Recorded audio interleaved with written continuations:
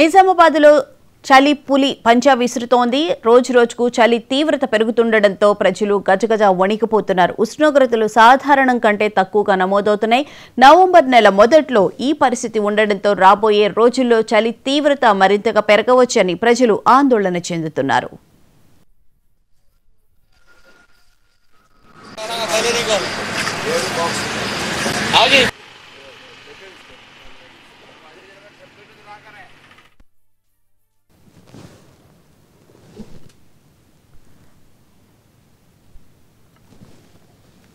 తెలంగాణ రాష్ట్ర వ్యాప్తంగా చలి తీవ్రత రోజురోజుకు పెరుగుతోంది. దీంతో ప్రజలు గజగజ వణుకుతున్నారు. ముఖ్యంగా నిజామాబాద్ జిల్లాపై చలి పూజి పంజా విసురుతోంది.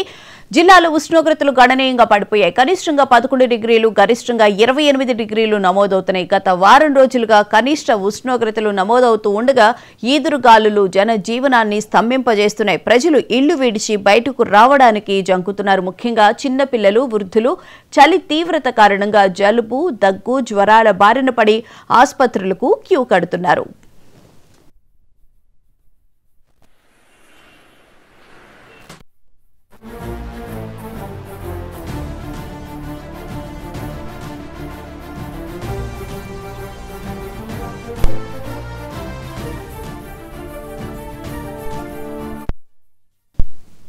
చలిని తట్టుకోలేక చలిమంటలు వేసుకుంటున్నారు. మరికొందరు స్వెటర్లు, ముసుగు టోపీలు ధరించి బయటకు వస్తున్నారు. పాల వ్యాపారులు, పేపర్ అబ్బాయిలు చలిలో కూడా వారి పనులను చేసుకునేందుకు తీవ్ర ఇబ్బందులు పడుతున్నారు. ప్రతిరోజు వాకింగ్కి వెళ్లే వాకర్స్ కూడా 1 గంట లేటుగా వెళుతున్నామని చెబుతున్న పరిస్థితి.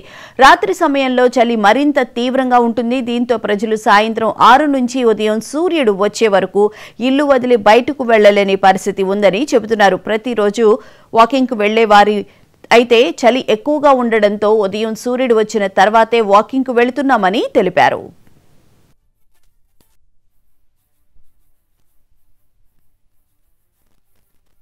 చిన్న పిల్లలు కానీ ముసలి వాళ్ళు కానీ చలికి చాలా ఇబ్బంది పడుతున్నారు.